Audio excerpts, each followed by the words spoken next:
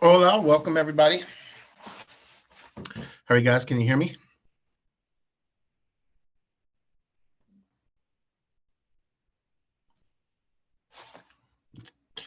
Hopefully you can hear me.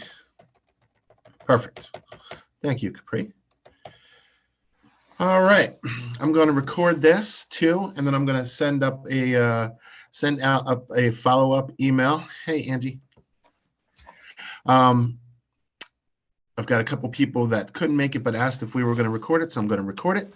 And this training for contract training, a little bit different than what we've been doing recently with just like the immersion into dotloop, but I am going to do some of the stuff in or look at some of the documents within dotloop. But this training is really, I like to call it contract training in theory, because I break down the contract in three separate parts, really, to make it easily digestible. It's and we know that every real estate contract or every contract in real estate is different.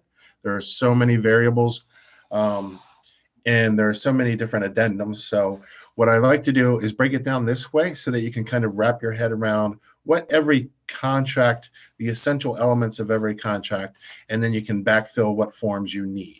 And we've done a really good job, I believe, of creating checklists. So we'll kind of like review those as well. But I'm going to screen share, and hopefully I'll keep an eye on participants as well, if anyone joins late. But let's get started.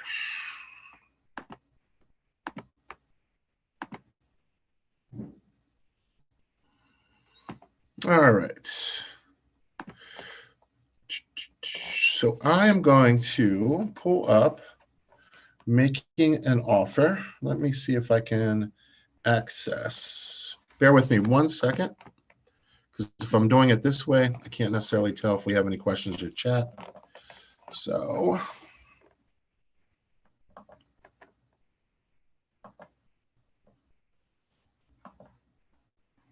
let me pull up a separate screen.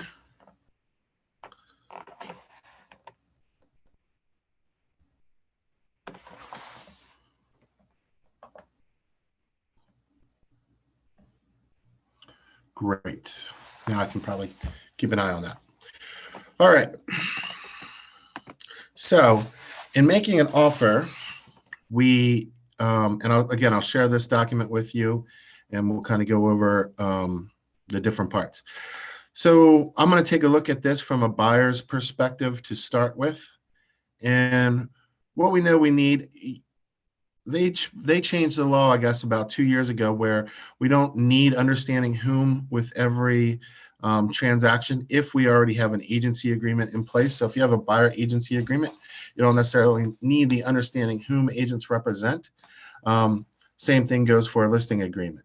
Where this comes in handy, and I do often send it out many times, especially if I'm getting a cold lead or it's one of my first communications with a potential client, a consumer. I'll send it out just so they understand the different parts of agency, and also let them know if I'm going to be representing them, we need to have a buyer agency agreement in place. It creates a fiduciary relationship, a legal obligation for me to act in their best interest. So it sort of breaks the ice a little bit. It's not a contractual commitment of any kind. It just sort of sets the tone and understanding for agency. So I will send that out.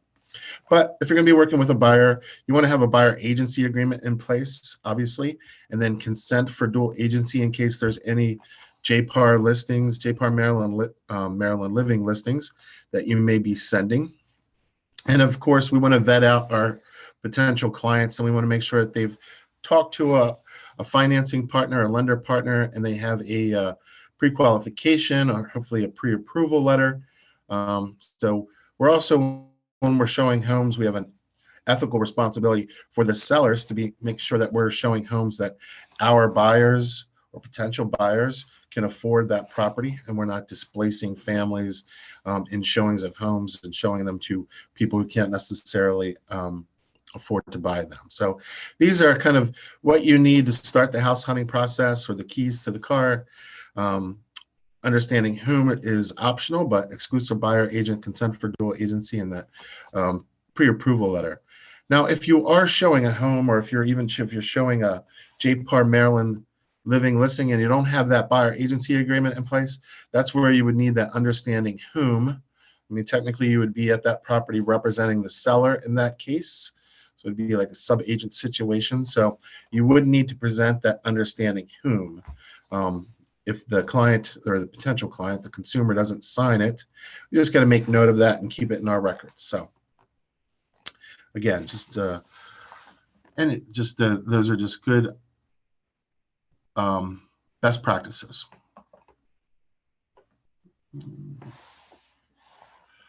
All right.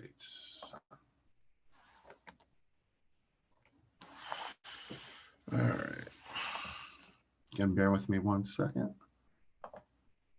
Perfect. All right. So a couple of things. When we're writing an offer, there's going to be 3 parts to any offer.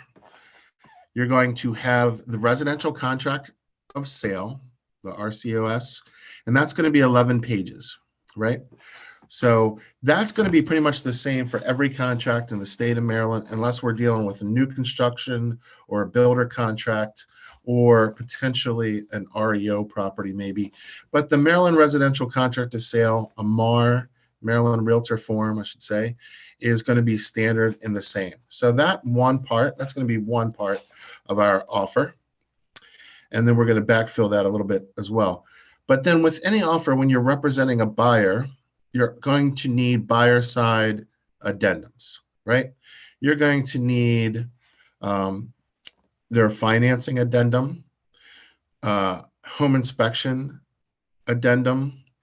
The financing addendum will have with an appraisal contingency, or if it's a cash offer, then you're going to need perhaps a cash appraisal contingency. If the buyer is going to be asking for seller subsidy addendum. If your buyer has a home to sell and they're making a contingent offer, then a home sale contingency.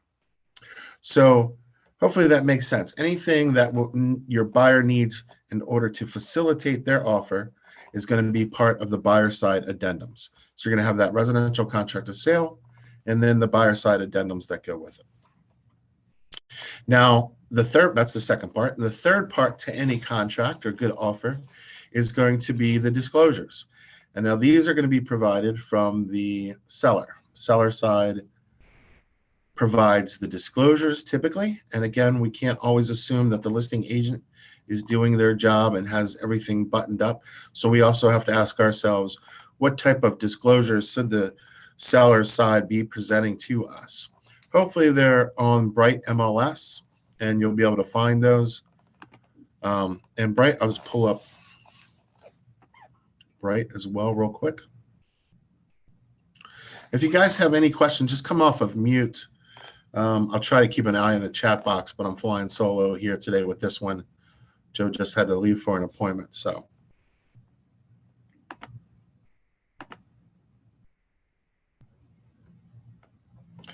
Let's pull up.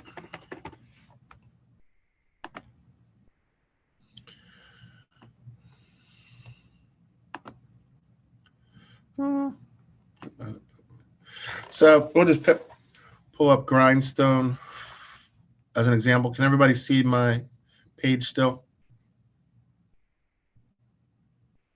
Okay, great. And up here you would get the seller side disclosures. This person did a fantastic job of breaking them out. Love when they have the plat in there as well. So it looks like they have some of the HOA information and then the disclosures in a separate file. So kudos to this listing agent. And they've got the consent for dual agency as well. This is from a different brokerage, so we won't necessarily have that.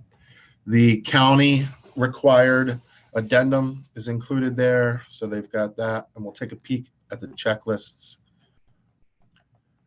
Just deferred water and sewer and or front, also known as front foot fee disclosure is in there. Notice the buyer and seller of buyer's rights, seller's obligation, that's required. So again, kudos to them. They've got the disclosure disclaimer. Every seller is required to provide disclosure disclaimer unless it's an estate sale, tax sale, share sale, REO property. But for the most part, you're going to see disclosures disclaimers. And they've got the inclusions, exclusions, which is now part of the contract, which makes things a little easier on us. It looks like they've broken down some things: lead-based paint, HOA disclosure. So that's fantastic. So again,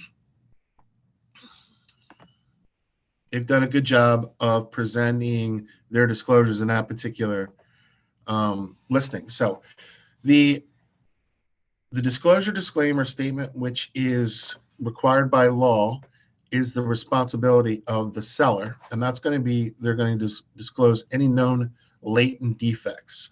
So they have an obligation, a legal obligation to disclose any known latent defects which would affect safety or structural condition of a particular property. Now, there's also material facts. Material facts, the onus of a material fact is on the listing agent. So material facts are things like, are there front foot fees, deferred water and sewer charges? Is it a short sale? Is there ground rent in place? Typically, material facts are going to be anything that would affect the buyer's, what the buyer would be paying for a particular property, you know, HO and condo fees and or restrictive uses. So HO and condo association, material fact. Front foot fees obviously are a material fact because the buyer is going to be responsible for paying those. If the listing agent and or seller do not disclose front foot fees, then they're both on the hook after settlement for the remainder of the front foot fees. If the listing agent can prove that they've asked the seller if there were front foot fees, the seller said no, and they have that documentation, which is why we have that deferred water and sewer fee addendum in our listing agreements, then the onus is strictly on the seller. So front foot fees, again, short sale, if the property is a short sale, that would be a material fact.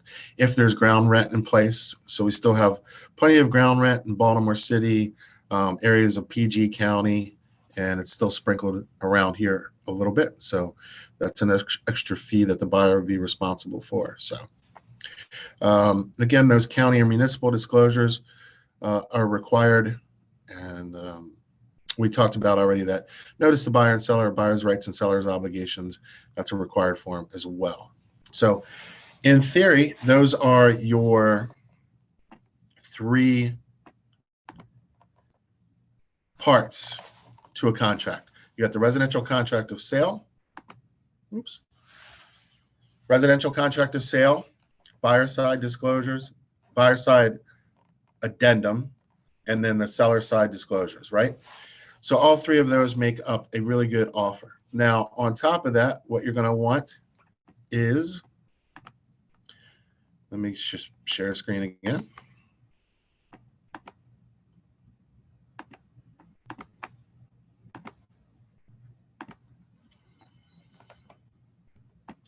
You're going to want either a cover letter. I used to do formal cover letters. Now I really just make that in the body of the offer.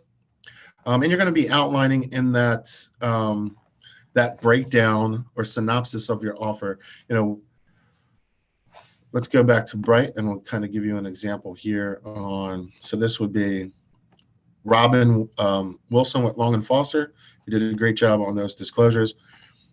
Couple things, and I'm going to talk about that in a minute, but you would put in your breakdown on that email, hello, Robin, on behalf of our sellers, Harry and Harriet Homebuyer, or our buyers, Harry and Harriet Homebuyer, we're pleased to present an offer on your listing at 3111 Grindstone Drive in Arnold, Maryland, following terms, and then that's where you would break out price, the earnest money deposit, the type of financing contingencies, settlement date, and if there's any seller subsidy amounts, and then you're going to put a nice close. We look forward to working with you for a successful, towards a successful settlement. Can you please confirm receipt? And best practice is to, in an email, have that offer as an attached PDF. You don't want to send offers through .loop, and you typically don't ever want to add the other agent in on your .loop, because what happens is it sometimes muddies the water, and the agents will then send things back and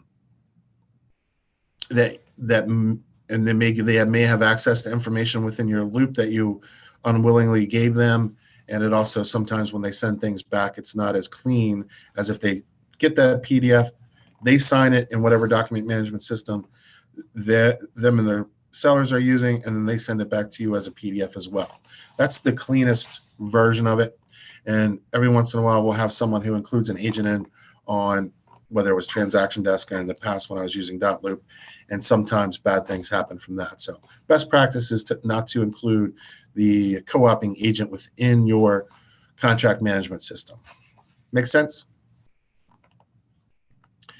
Now, a couple of things that you're going to also want to have in there when you make that offer is you're going to have the pre-approval letter, or if it's a cash purchase, proof of funds. And proof of funds can be a letter from a financial planner, their accountant, a bank statement with the account maybe blacked out, and a contact information for the bank. And of course, a copy of the earnest money deposit. And depending on how that earnest money deposit is held, I like to black out the account numbers on that too, if we're taking a picture of that. Nowadays, maybe the broker's holding it, maybe we're holding it at JPAR. More and more, we're doing the third-party escrow agreements, and title company is holding the earnest money deposits. So that tends to be a little bit cleaner as well. We just have to, if a third-party title company is holding that earnest money deposit, we have to execute that third-party escrow agreement by law. So now, 4 things to consider when you're writing this offer and you're doing it, you're making an offer on behalf of your buyer. A couple things you want to do. You want to call that listing agent, especially in this market. Things are heating up again in a crazy way. So we just had one of our most recent listings in Columbia went live on Thursday, had 38 showings scheduled by Friday, did an open house on Saturday, had 40 people through the open house, and had over 10 offers over list price. So, if the house is priced right and it shows well, we're kind of back to the COVID situation again. So you would want to call as soon as you saw that property and you know that you're going to write an offer on behalf of your clients. Contact Robin and just say, hey, Robin, I know that we showed your property at 311 Grindstone. Hey, fantastic listing. Just wanted to let you know, it looks like it's the front runner for our buyer. They had a couple listings in mind, but this one is really the one that spoke to them. And I would say fantastic job on having all those disclosures in the MLS. Is there anything else that we should know prior to writing this offer? Or is there anything outside of price that's important to your seller? So that way you can get information and intel. You'd be amazed at what listing agents will tell you. Back in the day, I had one listing agent told me, oh, thank God you guys are going to make an offer. My clients are getting divorced. If the property was listed for 310, I think we were going to write an offer for something like 305, and they told us that they would, my people will take 300. It was crazy. So we offered 300,000 instead.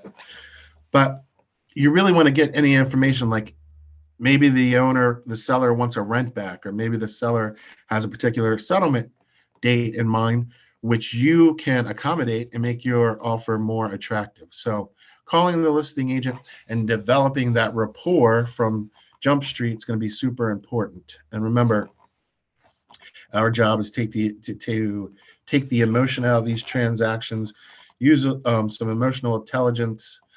You attract more bees with honey than vinegar kind of thing. So develop that rapport with the co-oping agent from Jump Street, and you're going to be better off. So you're going to get that disclosure package. If for some reason that disclosure package is not online, you're going to ask them for the disclosures. You're going to do a quick CMA for your buyers. The whole process of shopping for homes with your buyers is basically an organic CMA unto itself. So in this situation, you might just want to use a service like NAR, RPR. If you're not familiar with that, you're not going to do a full-blown CMA for a buyer side like you would trying to get a listing, right? So you might just come in and do like an RPR report on it. I'll just give you a quick, it's so quick, I'll just show you real quick, you know, what that would look like. So I would just copy the address, paste it in, RPR. And, you know, in this case, the realtor value metric is not much lower, but lower than the list price. Of course, we're in this hyper market again, but you can also go in and potentially refine that value if you show that property and it's the bee's knees and it's amazing and it shows super well, or there's some upgrades that the automated value metric can't determine. You can refine that value, but you can create a report in literally seconds here, and that can be your CMA for the CMA side for your buyer. So also, you know, up front, you've talked to the lender, they had a pre-approval letter in place. You want to call the lender again ASAP, inform them of this offer. If the lender letter needs to be adjusted to accommodate the offer price on what you're going to offer, make sure you're calling that lender again. The lender is going to take a little quick deeper dive on that, make sure there's nothing that would preclude the buyer from still being able to qualify for that property, like crazy HOAs. I'm selling next month on a condo in a condo association. The condo fee is $450 a month. So it's crazy, some of these condo fees out there right now. Or if it was in a special taxing district or something to that effect, you want to make sure the lender is on board and the lender knows and can also get the ball rolling on their side. And in a hyper competitive market like this, my suggestion, you want to work as a team, have the lender call the listing agent and tell them, hey, Robin, you know, this is Marshall Feldman from First Home, working with Greg Fisk on and Harry and Harriet Homebuyer on the purchase of 311 Grindstone. Just want to let you know that they are rock solid financially, and the pre-approval is rock solid in place, and look forward to working with you as well. So have your lender call the listing agent as well. And that way, the listing agent, if they're in a multiple offer situation or they're presenting, they can say that to the seller too. Just best practices, right? So though that's it in theory. Again, I'm going to share that document with you guys or in the follow-up email. So you've got the upfront documents that you need, your buyer agency paperwork in order to start the shopping process. When you go to make an offer, you're going to want to do a little upfront due diligence with the listing agent. Make sure you have the seller side disclosures. Your offer is going to consist of a cover letter or bullet points within an email on the terms of the offer, the residential contract of sale, the buyer side addenda that's going to facilitate their offer, home inspections, financing, home sale contingency, whatever the buyer needs in place, home inspections to facilitate their offer, and of course like I said, the seller side disclosures. So there's going to be 3 parts really to that offer, and you want your offers to tell a story. You want it to be stacked kind of in that order. You don't want to have disclosures up front and then the residential contract of sale buried, you know, some 2/3 of the way down. So residential contract of sale, seller side disclosures, buyer side addenda, pre-approval letter, copy of earnest money deposit. Boom. It's going to be a nice, tight offer. Your offer is going to speak volumes. The more buttoned up your offer is, a listing agent's going to look at that and say, all right, this agent's squared away. You know, I'm going to be willing to work with them. I'm going to tell the the sellers that, the agent, the offer is very complete and it's tight. The agent seems to know what they're doing. It's going to give them a little bit more confidence in accepting the offer. And there was times when the market was going crazy in COVID, I was getting offers from agents that had the wrong disclosures, and the stuff was just all janky. And I would tell my seller, I was like, this is a huge red flag with what we're about to step into on this offer as opposed to this offer. So the more buttoned up your offer looks, it's going to help your buyer's offer get accepted. And you want to present yourself in a professional way too. That's why you want to get off to the good start with that listing agent and developing that rapport early in the contract, right? So I'm in dotloop now. I'm in mine, right? Let's make sure. Yep.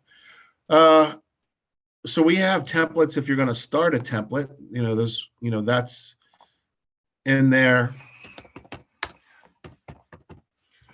and you can choose from really 4 different templates. You got a buyer template, a listing template, a lease tenant template, a lease listing template. Really, that's kind of pretty much everything that you would need. You may have a referral to another broker template in there if you're going to get a referral fee. We did add one empty one just in case there was some reason you wanted to create a loop without any form sets in it to start with, but that's that. But what I really want to talk about is the checklists. So when you're making that offer, keep in mind the 3 parts in theory, what the offer is going to look like. But we've created these checklists for you too, right? Listing checklist, buyer checklist, tenant checklist, landlord checklist. And we're in the process of cleaning these up even a little bit more, but these are fantastic. They're meant to help you be accountable to the process. I recommend printing these out. It's the only thing I do. It's got a new listing. I printed out the listing checklist as I went through it and created my loop just to make sure nothing was missing. So again, and we're actually getting ready to update this, so it's going to be even cleaner, and it's really going to be in alignment with what the loop templates, like if it's a buyer template, the buyer checklist is going to match up with the buyer loop template. So it should be very clean and user friendly. On these, I'm a big proponent of checking out on land records if you can. If you're not proficient in that, we actually have an upcoming class on understanding how to access land records and plats. If you're dealing with a single family home, not a town home or a condo or something, and it has boundaries, you might want to check out to see if there's any plats recorded for that particular property. And there's also usually a lot of useful information within the plat of a particular property. So that's a separate site as well.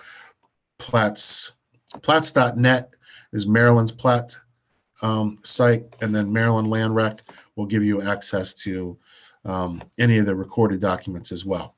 I put a little blurb in here about what the difference is between a latent defect and a material fact on what that is. A couple quick things on the documents just to go over.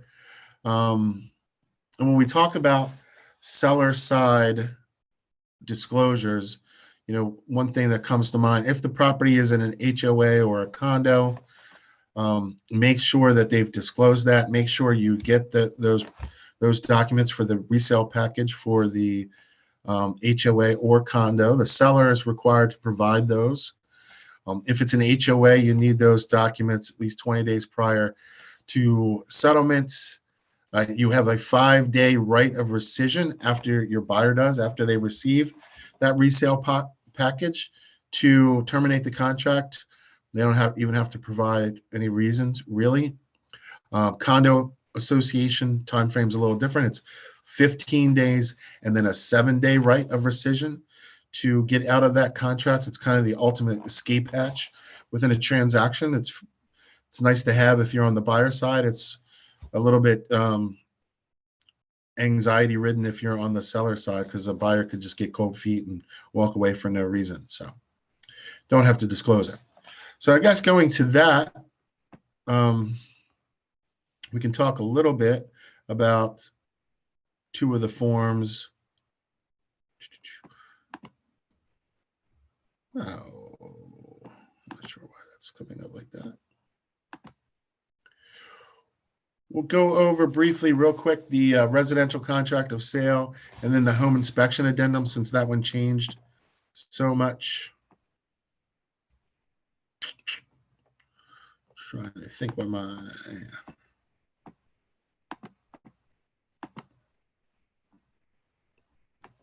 there we go.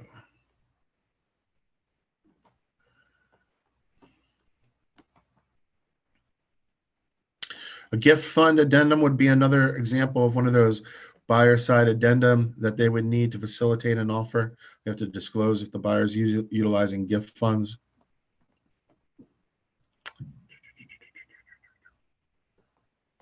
So residential contract of sale.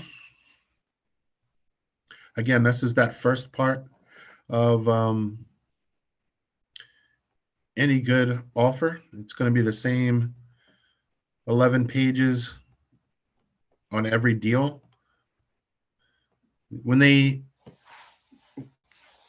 forms committee for MAR changed it this past year, they went to great lengths to make sure it stayed at 7 pages. So, and when you're in dotloop, if you pre-fill your information on your profile as much as possible, then when it comes time to autofill this, all this information would be autofilled. And when you hit autofill, all my information from the broker standpoint will go in there. Mostly what I want to say about this, obviously, is just read the contract and familiarize yourself with it. If you have any questions about it, just let me know. They still have the time is of the essence in there. Basically, what that means is the time frames within the contract matter. If you have an addendum, and remember, all addenda supersede the body of a contract. So once you add a home inspection contingency addendum to this contract, then that is going to take precedence over the contract and the time frame within that home inspection addendum. If you've given yourself 10 days to do the home inspection, well, on day 11, if you have not sent over a property inspection notice with seller side requested repairs to be made, you're outside of your time frame. So time frames within the contract are important. That's what the time is of the essence paragraph clause means. So purchase price, again, escrow deposits, make sure all deposits will be held in escrow by, probably going to be either JPAR Maryland Living, or if it's a title company, make sure you put the exact title company in there, like Community Title. We had a deal come through the other day where they just put title in there. And on the third-party escrow agreement, they just put title. So make sure that you're specifying what title company will be holding the escrow agreement. And again, the addenda disclosures, paragraph 11, this is obviously very important. You want to make sure you're including all of these appropriate addendum into your offer. So a lot of these, again, are going to be coming from the seller. Your Maryland residential property condition disclosure, obviously disclosure disclaimer statement from the seller. That's going to be on the seller side. You want to put that in there. Don't include anything in here if it's not going to be part of your contract, because an underwriter will flag that. So just include the pertinent information that you need. Again, financing. If it's a cash offer, there's no financing contingency. Application and commitment. This one's a little bit fuzzy. You're going to hopefully have your application already done. You may want to give yourself a couple of days here to make sure that the lender's buttoned up on the application process.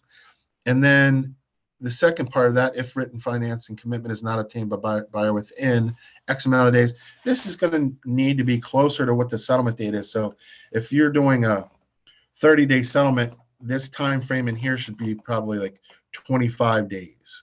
a 26, 27 day. But you're going to want to be pretty close. You're going to want to have the appraisal back. You're going to want to have everything except for a clear to close pretty much in the second line here, and give you plenty of opportunity to get that written commitment on the financial application process. If for some reason your buyer is declining inspections, we have a hold harmless agreement that you can sign, protect yourself, advising them that, there are certain market conditions that you may want to make an offer without a home inspection, but we're just saying that it's always a good idea to have a home inspection.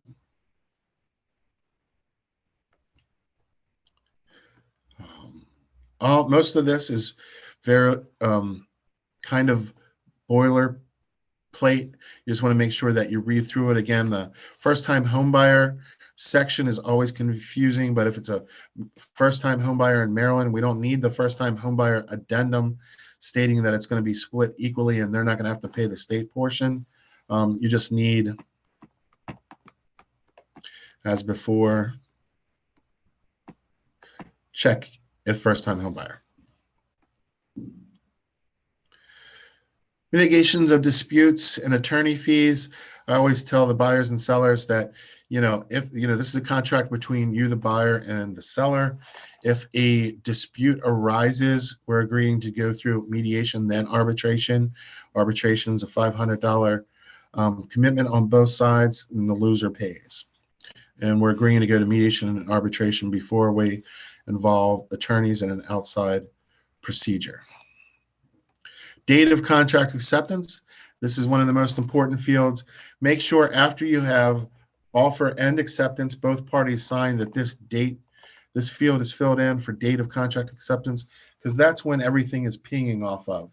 The settlement, any of your timeframes for your home inspections, your financing contingencies, whatever timeframes are within the contract, ping off of date of contract acceptance. If we send this out, an offer today, and the seller signs at 9 o'clock tonight, day one is tomorrow. If we send this out tonight and the seller signs at 8 a.m. tomorrow, then day one would be the following day.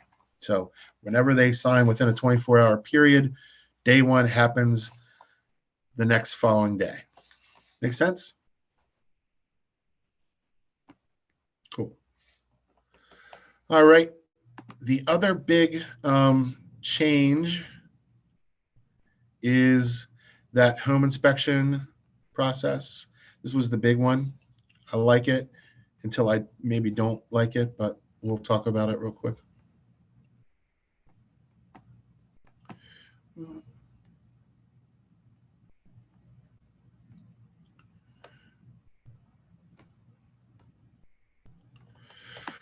All right. So we used to have an as-is inspection addendum and a property inspection addendum. Now they're all kind of combined into one. Your inspection contingency have the right within 10 days, right? So, and then you want to pick and choose. They've done a nice job of consolidating these all down. Pick and choose what inspections are going to happen in that 10-day inspection period. Now the buyer has a right to terminate within that 10-day period and just walk away, kind of like it was within the as-is inspection addendum period. Or if they also have the right to submit a property inspection notice along with the property inspection report, the full report of any required repairs or credits that they're asking from the seller in lieu of repairs. The second they submit that property inspection notice, so let's say on day 8, they respond back with the property inspection notice, the property inspection, and what they're asking for, they vacated their right to terminate the contract and walk away. Now the seller has the right to respond, and it's the same time frames we had before. The seller has 5 days to respond to that property inspection notice. The reason they have so much time is they're going to have to get, it gives them opportunity to get contractors in to give them quotes and make determination on whether they're going to fix this, not fix that. If they decide that they're going to, let's say you ask for 5 things to be fixed and the seller is going to repair 4 of the 5 things, that's basically a counter offer to your property inspection notice and your request. So the buyer has 2 days to respond to the seller's response, and they can move forward or decide not to move forward. You've got the seller's response in here. Here's the one paragraph here, this paragraph B4, additional negotiations, is one thing where they flip the script on everyone and change things. Thereafter, within 2 days after delivery of a counter offer regarding the requested repairs and or seller credit, the receiving party must deliver notice accepting the terms contained in the immediate preceding counter offer, or deliver notice continuing negotiations by making further counter offer, or deliver notice of termination of the contract of sale of the party. This paragraph right here, the failure of the receiving party to timely respond to any counteroffer shall constitute their automatic acceptance of that counteroffer with all terms of the contract of sale remaining in full force and effect. That's changed a little bit. So make sure you're cognizant of that. This also allows for continued negotiations going back and forth, and it's 2 days, 2 days, 2 days. But make sure you're responding within those 2 days, because if you fail to respond, that's an acceptance of whatever their last offer was. Where in the past, a failure to response was a passive aggressive no. So that changed. Keep that in mind. All right. So then obviously you're going to, you have the opportunity to re-inspect based on the property inspections and the repairs. And we also have the right within that residential contract of sale to do a final walkthrough within 5 days of settlement. You want to do that as close to settlement as possible. You don't want to do it 5 days prior. Anything could happen in day 4, day 3, 2, 1. So you want to try and do it the day before, the day of, typically. Make sure there's no damage done during the move out, or there's any kind of water damage from a storm or something to that effect. So those are the 2 big ones: your residential contract of sale, the property inspection addendum. Make sure you understand the home inspection addendum process, the timeframes within that. Same thing with the condo association. There's legislation being presented this year to try and marry up those timeframes so that it can be the same for both homeowners associations and condo associations, which would be great. Wouldn't have to remember so much. But again, utilize those checklists. They're there as a support and crutch to make sure that you have everything that you need in place. So, all right, kind of went through everything that was a broad overview, painted with a broad brush, but really just want to make sure that you have that in theory. In a couple of weeks, we're going to do a very specific listing marketing presentation training.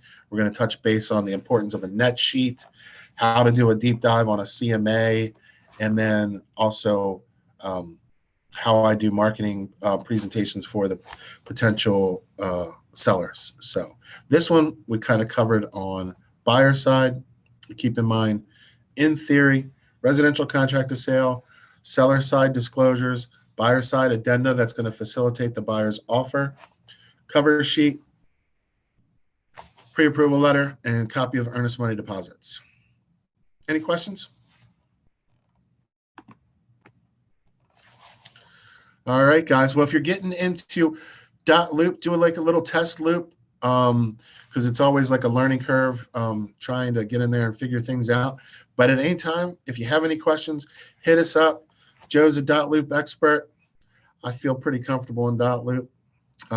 Christy's moving along on .loop too. So we're here to help. So if anybody has any questions, just let me know. All right, guys. Take care. You're welcome. Thank you. Have a great day.